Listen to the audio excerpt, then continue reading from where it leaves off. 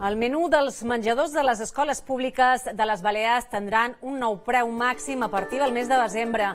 Els alumnes que hi quedin a dinar cada dia pagaran un màxim de 6 euros amb 85 cèntims diaris i els que quedin de manera esporàdica pagaran 7 euros.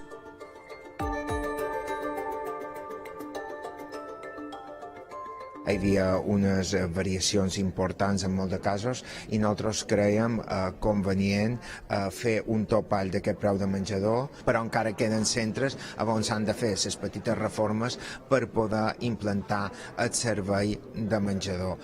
És una necessitat, ha de tenir sobretot per conciliar la vida familiar i laboral. És realment una alimentació saludable la que s'ofereix als infants als menjadors escolars de les Illes? I fins a quin punt pares, mares i infants poden decidir sobre què menjar quan són a l'escola? Són algunes de les qüestions que avui posem damunt la taula i ho fem a partir del naixement d'una nova plataforma Alimentant el futur, que congrega 10 entitats provinents del sector de l'educació, com la FAPA de Mallorca, Eivissa, la FAPMA de Menorca, així com del sector de l'agricultura. És amb nosaltres Margalida Mulet, portaveu d'aquesta plataforma. Senyora Mulet, bon dia. Hola, bon dia. Primer de tot, com neix aquesta nova plataforma? Bé, moltes gràcies per haver-nos donat veu i res, aquesta plataforma vàrem començar a veure la necessitat de treballar conjuntament. Ja en el 2020 FAPA Mallorca i Justícia Alimentària varen organitzar una jornada sobre menjadors escolars i allà ja se va verbalitzar la intenció de fer feina junts, però després la pandèmia va venir i ho va aturar tot. I va ser en el 2022 com ens vàrem trobar diverses entitats de les Balears a Gozo, a unes jornades d'alimentació escolar saludable i sostenible, unes jornades internacionals que organitzava Justícia Alimentària, i allà sí que vàrem dir, bé, una vegada tornem tots a Mallorca, ens hem de posar a fer feina junts, i així ho vàrem fer. Un mes després ja ens vàrem reunir, ja vam crear el grup motor. El grup motor inicial d'aquesta xarxa som FAPA Mallorca, som APAEM, l'Associació de Productors d'Agricultura Ecològica de Mallorca, som Justícia Alimentària i som CERAI, que és el Centre d'Estudis Rurals d'Agricultura Internacional, que jo soc representant d'aquesta entitat avui aquí, però bé, xerro en nom de totes aquestes entitats. Quins són els principals reptes que teniu per endavant? Els reptes que, bé, com ens han creat com a xarxa, ens han constituït amb la intenció d'aconseguir realment que aquests menjadors escolars de les Illes Balears incorporin el tema de l'educació, el tema de la salut, el tema de la justícia social i el tema de la sostenibilitat. Educació, perquè creiem que els menjadors escolars, òbviament, són una part integral i molt important de l'educació i del centre escolar. No pot ser que estiguem treballant a les aules temes d'alimentació saludable, de productes de temporada, i que després el menjador escolar pareix que queda fora d'aquest projecte educatiu de centre, i que també volen que s'integrin. El tema de la salut és evident, com si donant bons aliments als nostres infants és una qüestió de salut, i que, per suposat, amb aquesta línia ens enfocam en anar en producte local, en producte de temporada, en producte ecològic, en eliminar més proteïna animal, en eliminar ultraprocessats. El tema de la sostenibilitat, perquè creiem que a través dels menjadors escolars evidentment podem treballar, podem fer que el nostre ambient i que el nostre territori, els nostres mètodes de producció siguin molt més sostenibles i ajudin a que no estiguin contaminant els nostres aqüífers ni tampoc fem malbé en químics. Llavors apostam també per una agricultura ecològica i una ramaderia extensiva en aquest cas.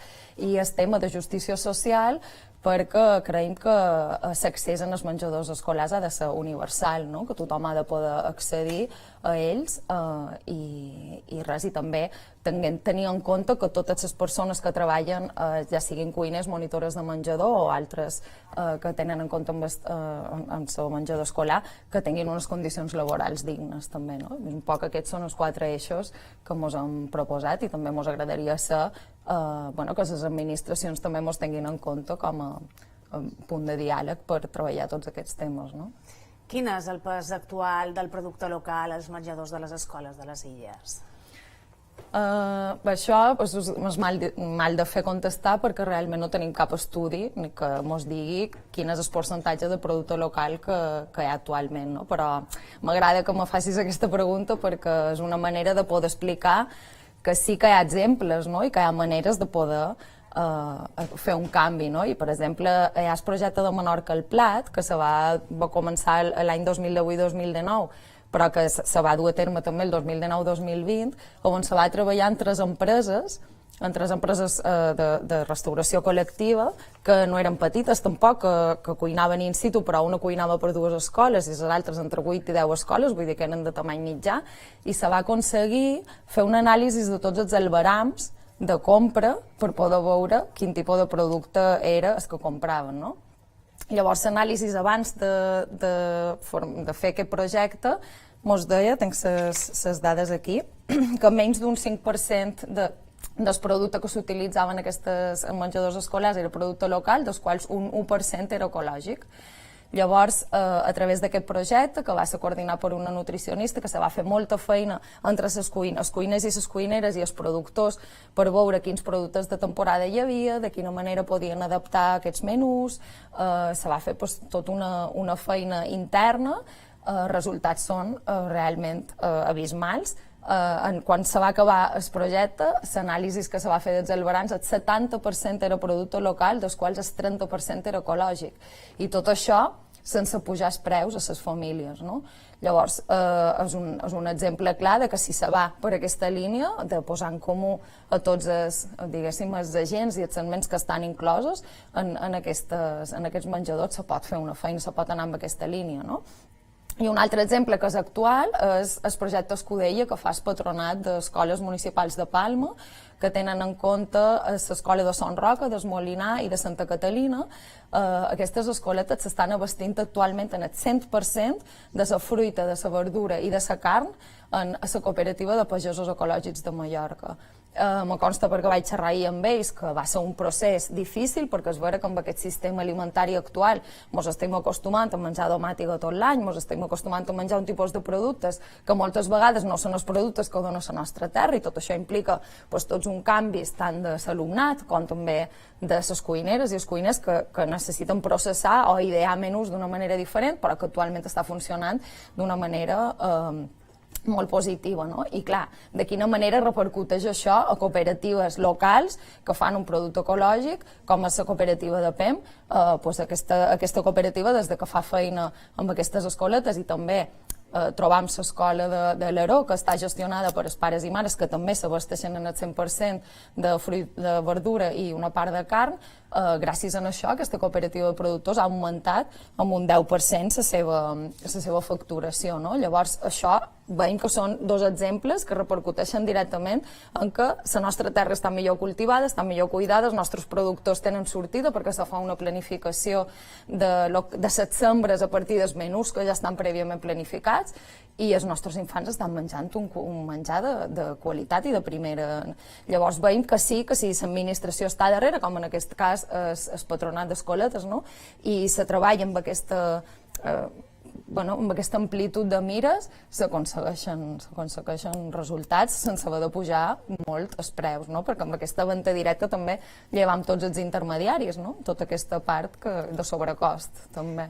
L'obesitat afecta a un 11,4% dels infants, amb una prevalença bastant important. Penseu que hi ha una relació directa entre l'obesitat i el menjar de les escoles o no? Home, jo crec que la qualitat la poden qüestionar d'uns menjadors a uns altres, però en cap cas podria dir que els menjadors escolars fomenten o ajuden a una obesitat infantil.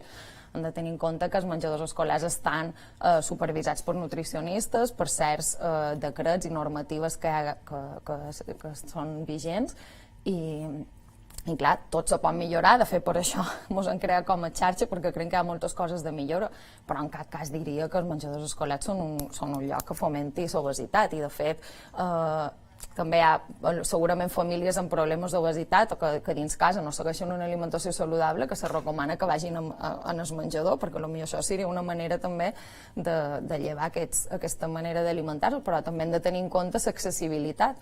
No tothom té accés a aquests menjadors escolars.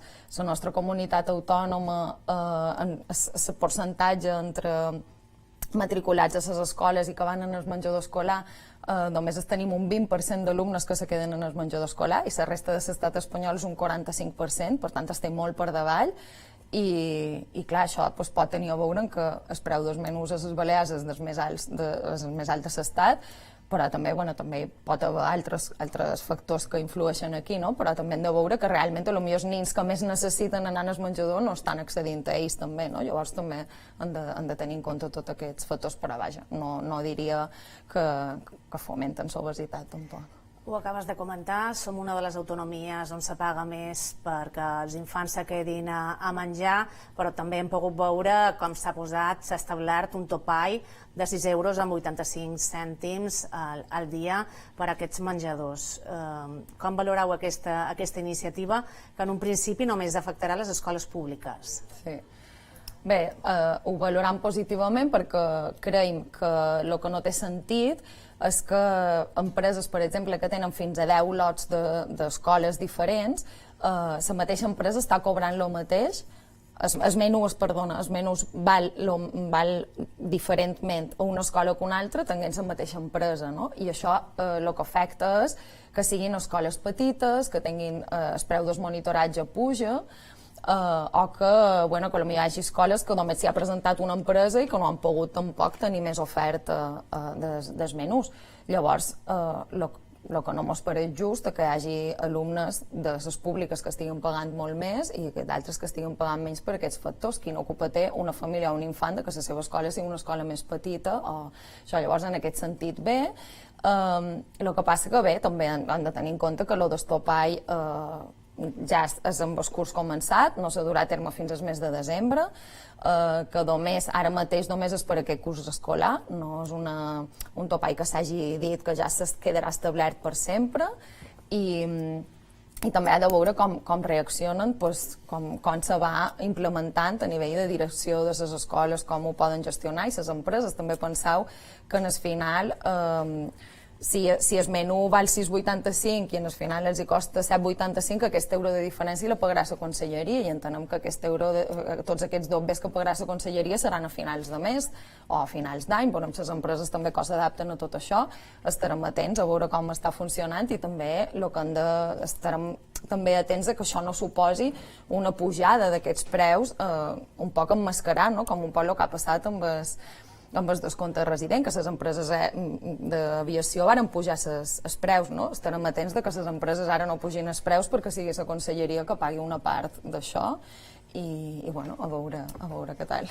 Una alimentació on també tenen molt a veure, sens dubte, les famílies. Margalida Molet, portaveu de la plataforma Alimentant el Futur, moltíssimes gràcies per estar avui amb nosaltres. Moltes gràcies a vosaltres. Gràcies, bon dia. Adéu, bon dia.